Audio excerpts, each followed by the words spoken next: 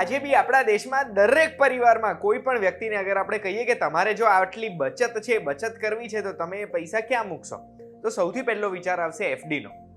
પણ શું તમને ખબર હતી કે આપણે એફડીમાં જો પૈસા મૂકીએ ને હાલના સમય પ્રમાણે તો આપણા પૈસાની કિંમત ઘટે છે, આપણે આપણા પૈસા ઓછા કરીએ છીએ. કઈ રીતે ઓછા કરીએ છીએ, કઈ રીતે કિંમત ઘટે છે, અને એફડી નહીં તો બીજું શું, એ તમે જાણવા માંગતા હોય ને તો ધ્યાનથી સાંભળજો. હું તમને એક વાત કહું.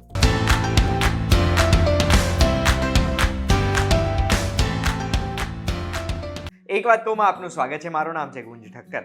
આજના એપિસોડનો મેઇન હેતુ છે કે આપણે સમજીએ કે શું એફડીમાં ઇન્વેસ્ટ કરવાથી આપણે આપણા રૂપિયા ઘટાડીએ છીએ. હવે એના માટે આપણે એફડીના ફાયદા અને નુકસાન સમજવા પડશે. તો એફડીના ફાયદાની વાત કરીએ. સૌથી પહેલા ફાયદો શું હોય છે એફડીનો, કે આપણે જો અગર કોઈ પણ બેંક સાથે એફડી કરાવીએ છીએ તો આપણને અંદરથી ખબર હોય છે કે યાર આ પૈસા સેફ છે, જેટલા ટકા રિટર્ન, જેટલા ટકા વ્યાજ લખેલું છે એટલા ટકા વ્યાજ આપણને મળશે. જે પીરિયડમાં વ્યાજ ક્રેડિટ થવાનું છે ક્રેડિટ થશે, અને વ્યાજ પર વ્યાજ મળવાનું હોય તો એ પણ આપણને એફડીમાં મળશે. એફડીમાં પૈસાની સિક્યોરિટી ત્યારે જ જાય જ્યારે આપણને એવું હોય કે યાર આ બેંક ઉઠી ગઈ તો. પણ એફડીના આપણે કોન્સ જોઈએ ને, એફડીના નુકસાન, તો એ ઘણા બધા છે. સૌથી પહેલાં તો એફડીમાં વ્યાજ દર બહુ ઓછું મળતું હોય છે. આપણે હાલનું સ્ટેટ બેંક ઓફ ઇન્ડિયાનું વ્યાજ દર જો અગર જોઈએ ને તો નોર્મલ પબ્લિક માટે 5.4% છે અગર 5 થી 10 વર્ષ માટે આપણે એફડી મૂકેલી હોય તો, અને સિનિયર સિટીઝન માટે 6.2% છે. એટલે એફડીમાં આપણને જે વ્યાજ દર મળે છે ને એ નોર્મલ બજારમાં બીજી બધી ઇન્વેસ્ટમેન્ટ આપણે કરીએ એના કરતાં ઓછું મળે છે. પણ એની સામે આપણને સિક્યોરિટી તો મળે છે ને. પણ બીજી વાત કરવું, હવે નુકસાનની વાત કરીએ ને તો એફડીમાં સૌથી મોટું નુકસાન થાય છે ઇન્ફ્લેશનના લીધે.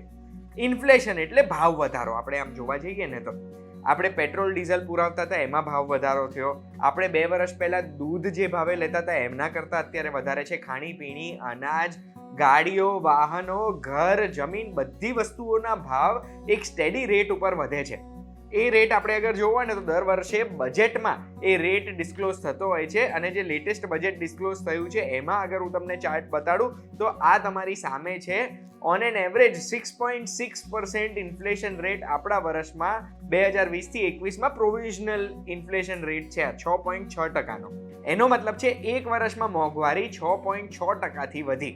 જે વસ્તુ વર્ષ પહેલા તમે 100 રૂપિયા લઈ શકતા હતા એ વસ્તુ ખરીદવા માટે તમને 106.6 રૂપિયાનો ખર્ચો થશે. Inflation rate 6.6. અગર સિનિયર સિટીઝન 10 વર્ષ માટે પૈસા મૂકે છે તો 6.2%નો ઇન્ટરેસ્ટ રેટ મળે એફડી ઉપર. એટલે અહીંયા જ આપણને ચોખ્ખો 0.4%નો લોસ દેખાય છે કે ભાવ વધારા થશે એની સામે એટલું વ્યાજ આપણને નહીં મળે. એટલે આપણા જે પૈસા મૂકેલા છે એફડીમાં એની કિંમત 10 વર્ષ પછી આજ કરતાં ઓછી હશે. આ સાંભળીને તમને એકદમ જ આંખ ખુલી ગયો એવું થયું હશે ને? તો હજુ તો સાંભળો, હજુ તો એપિસોડ શરૂ થયો છે. પછી આપણે વાત કરીએ ટેક્સની. તો ટેક્સ આપણે જેટલું બી વ્યાજ કમાઈએ છીએ આપણે એફડી ઉપર, એમાં આપણે જે ઇન્કમ ટેક્સ સ્લેબમાં આવતા હોય ને એટલું પૂરેપૂરું ટેક્સ આપણે ભરી દેવાનું. અને જો અગર એફડીમાં ટેક્સ વાર્ષિક 10,000 રૂપિયાથી વધારે છે તો બેંક એમાંથી TDS પણ કાપી શકે છે.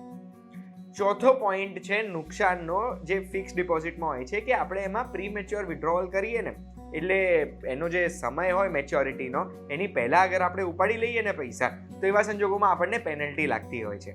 અને અગર આપણે જે એફડી છે એફડી ઉપર અગર આપણે લોન કરાવીએ છીએ તો એ લોનમાં આપણે વ્યાજ ભરવાનું આવે ને એમાં ઇવેન્ચ્યુઅલી ગણિત મારીએ ને તો નુકસાન જ બેસે છે આપણને.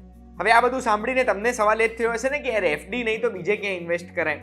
તો એમાં મેં જેટલી રિસર્ચ કરીને એફડી જેટલું સેફ નથી, પણ આપણે અગર સેફટી વાઇઝ જોવું હોય, સારું રિટર્ન બી જોઈતું હોય તો આપણે ડેટ મ્યુચ્યુઅલ ફંડમાં ઇન્વેસ્ટ કરી શકીએ. મ્યુચ્યુઅલ ફંડમાં તમને ખબર હશે ને, ડેટ અને ઇક્વિટી 2 પ્રકારના હોય. મ્યુચ્યુઅલ ફંડ હાઈલી રેગ્યુલેટેડ હોય, એક ફંડ મેનેજર હોય જેનું કામ જ છે, જે ભણેલા છે કે પૈસા કઈ રીતે વધારવાના.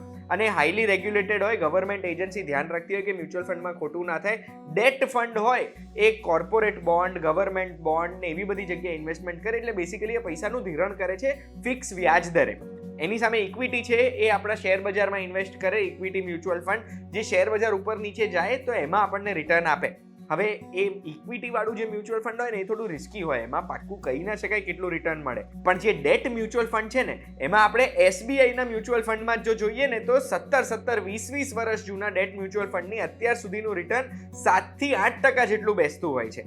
અને ડેટ મ્યુચ્યુઅલ ફંડમાં રિટર્ન આપણે એમ કહી શકીએ કે સિક્યોરિટી બી કહેવાય અને રિટર્ન બી મળે. પછી જેમ બેંક ઉઠી જાય એમ અગર કોઈ મોટી કંપની ઉઠી જાય છે જેને આ ડેટ મ્યુચ્યુઅલ ફંડે પૈસા ધિરાણ કરેલું છે, એવા સંજોગોમાં આપણા પૈસામાં નુકસાન થતું હોય છે. અને આપણે અગર ઇક્વિટીમાં કરીએ છીએ તો એ હાઈ રિસ્ક વસ્તુ છે. અગર આપણે રિસ્ક લેવાની ક્ષમતા છે આપણી પાસે, તો મ્યુચ્યુઅલ ફંડમાં ઘણા બધા એક્સપર્ટ્સ કહે છે કે 10% સુધીના રિટર્ન મળી શકે. એટલી વસ્તુ આપણે યાદ રાખવાની છે કે હું એક ફાઇનાન્શિયલ એક્સપર્ટ નથી, હું તમને ખાલી રસ્તો દેખાડું છું. તમારે જ્યાં બી ઇન્વેસ્ટ કરવું છે ત્યાં પ્રોપર ફાઇનાન્શિયલ એક્સપર્ટની સલાહ લઈને જ કરજો. પણ આપણે એક વખત એક કમ્પેરિઝન કરી જોઈએ. કમ્પેરિઝન શું કરવી છે કે અગર જો ફિક્સ ડિપોઝિટમાં પૈસા મૂક્યા છે અને એની સામે ડેટ મ્યુચ્યુઅલ ફંડમાં ઇન્વેસ્ટ કરીએ છીએ, તો એવા સંજોગોમાં આપણને કેટલા રિટર્ન મળશે, ખાલી આપણે હિસાબ તો મારીએ. હવે માની લો ₹1,00,000 આજના છે તો એ 2031માં અગર 6.6% ઇન્ફ્લેશન ફિક્સ રહે છે, તો એવા સંજોગોમાં એ ₹1,00,000 જેટલી વસ્તુ મારે અગર 2031માં ખરીદવી છે તો મારે ₹1,89,000 વાપરવા પડશે. એટલે સેમ પરચેસિંગ પાવર આપણે 10 વર્ષ પછી જોઈતો હોય તો ₹89,000 આપણે વધારે જોઈએ. હવે આજે આપણે કોઈ પણ પૈસા સેવિંગ્સમાં મૂકીએ છીએ તો આપણને એવું જ હોય ને કે એનાથી આપણે જે આવક થાય છે, આવક આપણી પરચેસિંગ પાવર વધારવી જોઈએ.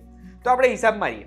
અગર આપણે ફિક્સ ડિપોઝિટમાં મૂક્યું છે, માની લો સિનિયર સિટીઝનના નામે મૂક્યું છે, 6.2% આપણને મળે છે, અને એમાં બી આપણે અગર એવું ફિક્સ ડિપોઝિટ કરીએ છીએ જેમાં દર 3 મહિને વ્યાજ ક્રેડિટ થાય અને વ્યાજ પર બી વ્યાજ જે આપણને ચક્રવૃત્તિ વ્યાજ મળે એ મળતું હોય ને, તો 10 વર્ષ પછી આની વેલ્યુ 1,85,000 હશે. 4,000નું નુકસાન તમને ગણાઈ ગયું હશે ને? અરે પણ ઉભા રહો.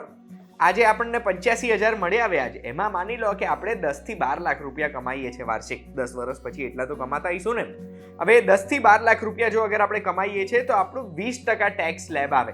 એટલે આ 85,000 જે આપણને મળ્યા છે, 85,000 ઉપર આપણે 20% એટલે ₹17,000 ટેક્સ ભરવો પડે. એટલે આપણી ટોટલ આવક થઈ ₹68,000. એટલે અગર જો આપણે ઇન્ફ્લેશનની જોડે કમ્પેર કરીએ છીએ તો ₹68,000 આપણને મળે. એટલે આપણો પરચેસિંગ પાવર 10 વર્ષ પછી અગર એફડી મૂક્યું છે તો ₹21,000 થી ઘટશે. 189ની સામે 168. એ જ વસ્તુ આપણે માની લો 8% રિટર્ન આપતા કોઈ ડેટ મ્યુચ્યુઅલ ફંડમાં આપણે ઇન્વેસ્ટ કર્યા છે, તો એ 8% રિટર્ન લેખે અગર આપણે ગણીએ ને તો એવા સંજોગોમાં 10 વર્ષે ₹2,15,000 કિંમત થઈ જશે આપણા ટોટલ ઇન્વેસ્ટમેન્ટની. એટલે આપણે ટોટલ આવક થઈ ₹1,15,000. એમાં આપણે અગર ટેક્સ સ્લેબ જોઈએ ને તો બહુ ડીપમાં હું નહીં જાઉં તો એના ઉપર 20% ટેક્સ લાગે, પણ એ ઇન્ડેક્સેશન પછી આટલો ટેક્સ લાગે. ઇન્ડેક્સેશન શું છે કે આ પૈસા જ્યારે ઇન્વેસ્ટ કર્યા એની આજની વેલ્યુ શું છે, એનો મતલબ કે આમાં ઇન્ફ્લેશન ગણ્યા પછી જે ઉપર આપણને ફાયદો થાય છે એના ઉપર જ ટેક્સ લાગે. એટલે 89,000 જે ઇન્ફ્લેશનમાં આ પૈસા વધ્યા હતા એ આપણે 1,15,000 ભલે આપણે આમાં પૈસા કમાયા છે, પણ 89,000 ઉપર આપણે ટેક્સ નહીં ભરવાનું. આપણે ટેક્સ ભરવાનું આવશે ₹26,000 ઉપર 20%. આ 20% એટલે ₹5,200. એટલે આપણે ₹20,800 ફાયદો થયો. એટલે જે ₹1,00,000 1,89,000 જેટલા થાય છે 10 વર્ષ પછી, એ જ ₹1,00,000 જો ડેટ મ્યુચ્યુઅલ ફંડમાં આપણે ઇન્વેસ્ટ કરીએ છીએ તો એમાં આપણને ₹20,800 ફાયદો થાય છે. આશા રાખું છું આ ગણિતથી મેં તમારું મગજ કન્ફ્યુઝ ના કર્યું હોય અને તમને થોડી ક્લેરિટી આપી હોય. ફરીથી કહું છું, કોઈ પણ ફાઇનાન્શિયલ ડિસિઝન લેતા પહેલાં કોઈ ફાઇનાન્શિયલ એક્સપર્ટની એડવાઇસ જરૂર લેજો. કેવું ફંડમાં ઇન્વેસ્ટ કરવાનું, એફડીમાં કરવાનું, તમારું રિસ્ક લેવાની કેપેસિટી કેટલી છે, આ બધી વસ્તુઓનું ધ્યાન રાખીને જ પૈસા ઇન્વેસ્ટ કરજો. કારણ કે ઘણી વખત એવું થાય છે કે આપણા નાના ડિસિઝનથી આપણને ફ્યુચરમાં ખૂબ મોટા ફાયદા થતા હોય છે.